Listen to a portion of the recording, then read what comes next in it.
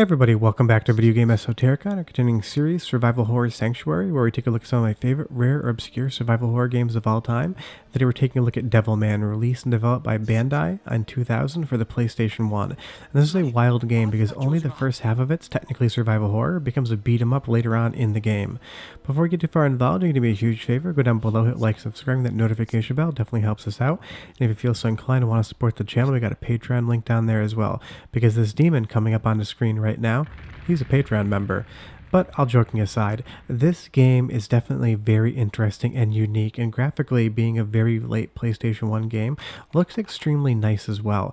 The weird part is, it's divided up into different chapters. This chapter right here is pure survival horror. We have absolutely no ability to attack, and we're very shortly going to encounter some demons that are going to chase us throughout the level, and we're going to have to figure out a way to get past them. It has a lot of vibes of Haunting Ground for the PlayStation 2, a game that may, wink wink hint hint, show up on this playlist very shortly. But I love what Devilman does in the beginning of the game. I love the underpowered protagonist who just can't fight back, who has to hide, and who has to use knowledge of the level layout to avoid the monster that's going to be chasing us and get past it.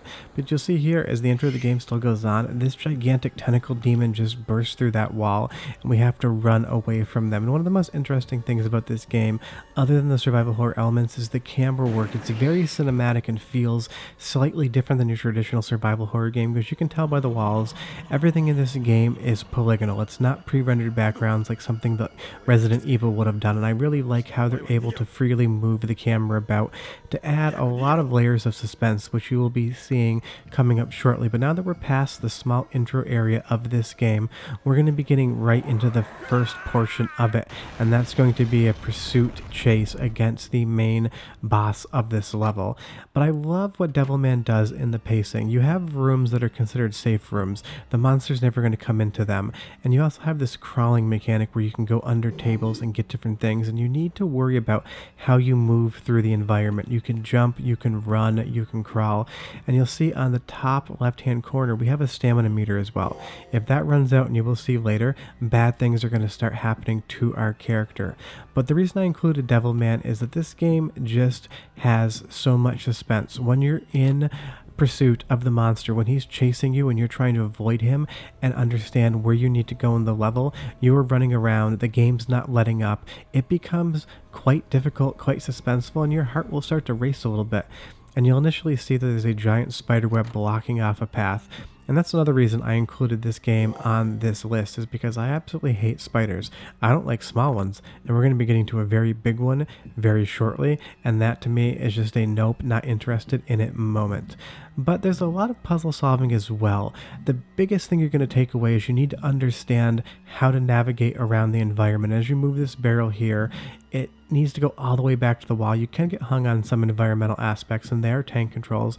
We're going to find a map to this floor of the mansion, and that's going to become extremely important because this game likes to trick you. The textures it uses on the walls, the different doors, it disorients you. It makes you confused as to where you are, and when you are trying to run away, things become even more frantic. You'll see there, the minute we stepped onto the wood, something behind that door hurt us. And this game is doing really good at giving you cues as to how to avoid what's going to happen next. The rug didn't make any noise, the monster didn't hear us. The minute we stepped onto the wood, the monster reacted. The monster in this level is deaf. The game never tells you that, but you should be able to understand it very quickly, and we need to worry about how fast we move and what we walk on to try to not get found out by what's going to be a giant spider. Spoiler alert, if you don't like spiders, you're not going to like it, just like I didn't like it. But we have this gigantic door and something's behind it, so we should probably find out what it is. But go ahead and listen for a bit, because the music is as good as the game itself. Oh, I hate that spider. And I'll be back in about 45 seconds to tell you more about why Devilman is suspense incarnate. But enjoy.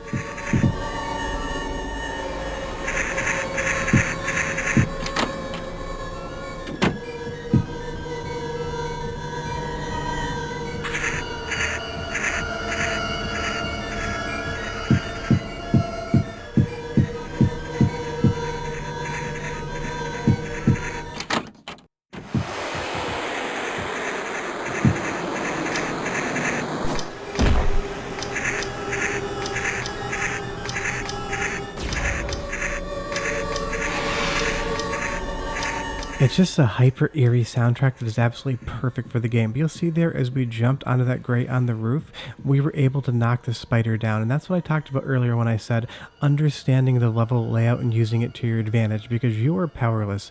You have absolutely no attack against that giant spider. But again, I love as you run down these hallways here, since the game is in full 3D, the camera follows you and creates that suspense. And we did run out of stamina, and that is going to be a big thing. This is a cat and mouse game, and you are the mouse, and you're being chased by a very big cat. And the suspense just keeps building.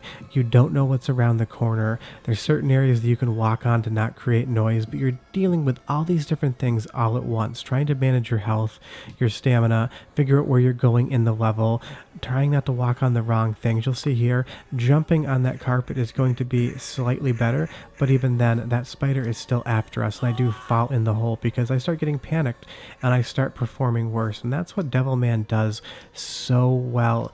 The sense of suspense and fear as you're trying to get away from that giant spider with a proboscis coming out of his mouth for some strange reason. It just becomes fear-inducing, and I absolutely love it. Now, the weird thing is, after this section in the game, you do get attacks, and it's more of a beat-em-up than a survival horror game. I wish this game had kept the same genre all the way through, but what's here that isn't survival horror is also awesome. But you'll see, you can get stuck in those spider webs, but that clock slowed the spider down because it was chiming.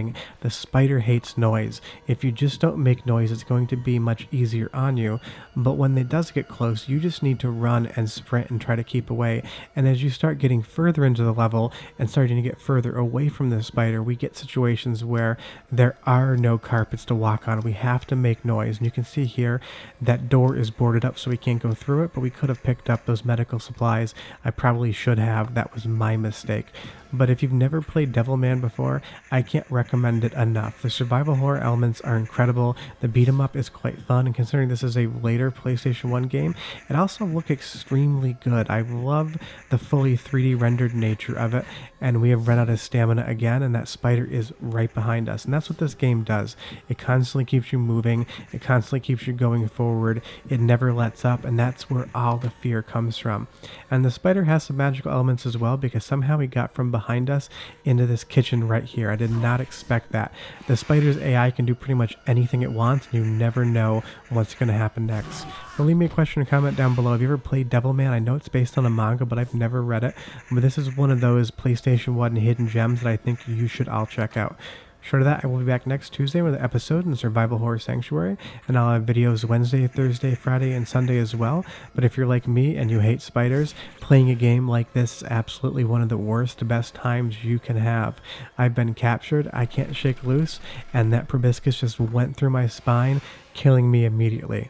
You can continue, but honestly, it sets you so far back, it's going to be to your own detriment. Short of that, guys, hope you enjoyed, and I'll see you next time. I really do hate spiders. They are the worst. Bye-bye.